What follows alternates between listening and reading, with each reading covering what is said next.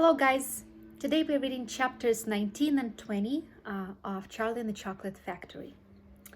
Chapter 19, The Inventing Room, Everlasting Gobstoppers and Head Toffee. When Mr. Wonka shouted stop the boat, the Oompa Loompas jammed their oars into the river and backed water furiously. The boat stopped. The Oompa Loompas guided the boat alongside the red door. On the door it said, Inventing Room, Private, Keep Out.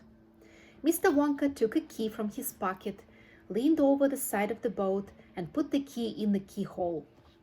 This is the most important room in the entire factory, he said. All my most secret new inventions are cooking and simmering in here. Old Fickle Grubber would give his front teeth to be allowed inside just for 3 minutes. So would Prodnose and Slugworth and all the other rotten chocolate makers. But now listen to me. I want no messing about when you go in. No touching, no meddling, and no tasting. Is that agreed? Yes, yes, the children cried. We won't touch a thing. Up to now, Mr. Wonka said, nobody else, not even an Oompa Loompa, has ever been allowed in here.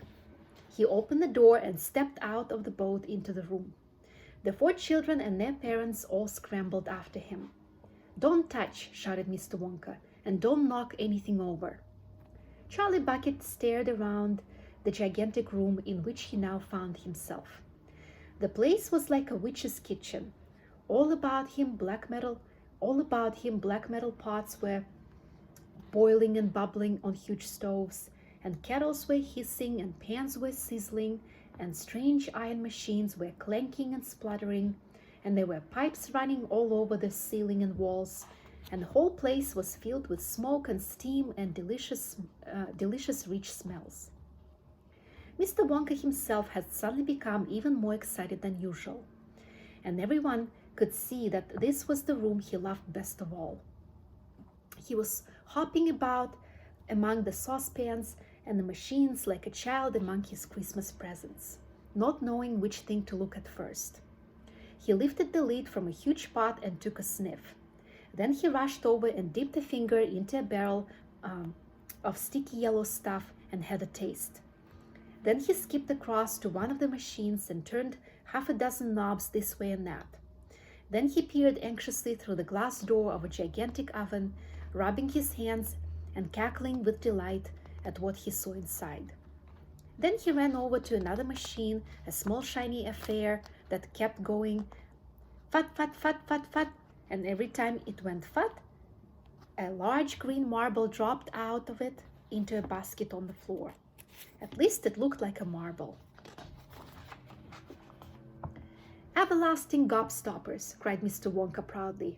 They're completely new. I'm inventing them for children who are given very little pocket money.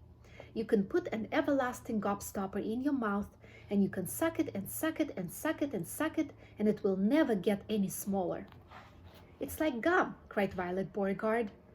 It is not like gum, Mr. Wonka said. Gum is for chewing, and if you tried chewing one of these gobstoppers here, you'd break your teeth off. And they never get any smaller. They never disappear, never. At least I don't think they do. There's one of them being tested this very moment in the testing room next door. And Oompa Loompa is sucking it.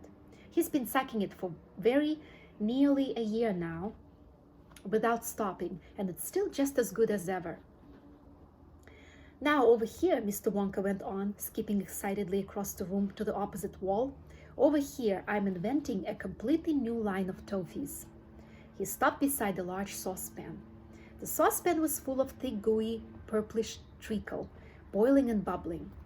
By standing on his toes, little Charlie could just see inside it. That's hair toffee, cried Mr. Wonka. You eat just one tiny bit of that, and in exactly half an hour, a brand new, luscious, thick, silky, beautiful crop of hair will start growing out all over the top of your head. And a mustache, and a beard. A beard, cried Veruca Salt. Who wants a beard, for heaven's sake? It would suit you very well, said Mr. Wonka, but unfortunately the mixture is not quite right yet. I've got it too strong. It works too well. I tried it on an Oompa Loompa yesterday in the testing room, and immediately a huge black beard started shooting out of his chin, and the beard grew so fast that soon it was trailing all over the floor in the thick hairy carpet. It was growing faster than we could cut it. In the end, we had to use a lawnmower to keep it in check. But I'll get the mixture right soon.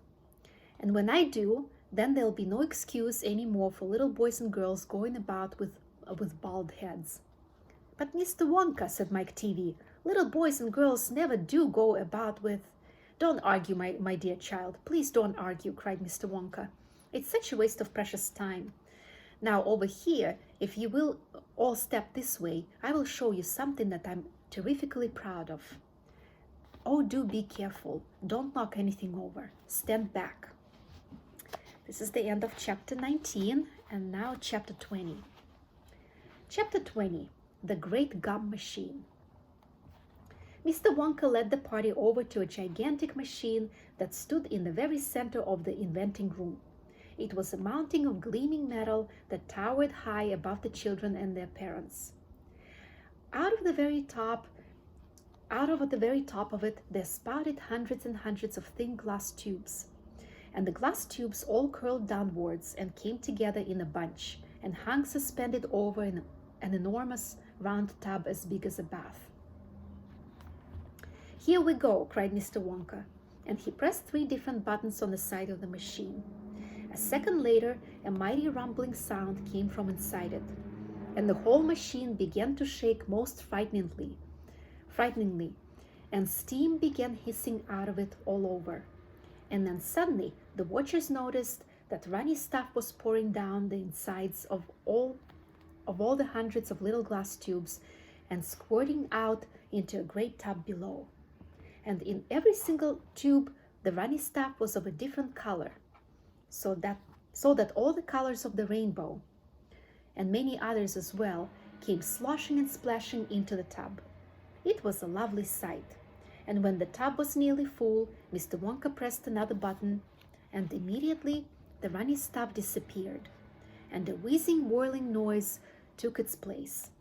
And then a giant whizzer started whizzing round inside the enormous tub, mixing up all the different colored liquids like an ice cream soda. Gradually, the mixture began to froth. It became frothier and frothier, and it turned from blue to white, to green, to brown, to yellow, then back to blue again. Watch, said Mr. Wonka. Click went the machine, and the whizzer stopped whizzing. And now there came a sort of sucking noise, and very quickly all the blue frothy mixture in the huge basin was sucked back into the stomach of the machine. There was a moment of silence. Then a few queer rumblings were heard. Then silence again. Then suddenly the machine let out a monstrous mighty groan, and at the same moment a tiny drawer, no bigger than a drawer in a slot machine, popped out of the side of the machine, and in the drawer there lay something so small and thin and gray that everyone thought it must be a mistake. The thing looked like a little strip of gray cardboard. The children and their parents stared at the little gray strip lying in the drawer. You mean that's all? Said Mike Teavee, disgusted. That's all, answered Mr. Wonka, gazing proudly at the result. Don't you know what it is? There was a pause. Then suddenly, Violet Beauregarde, the silly gum-chewing girl, let out a yell of excitement.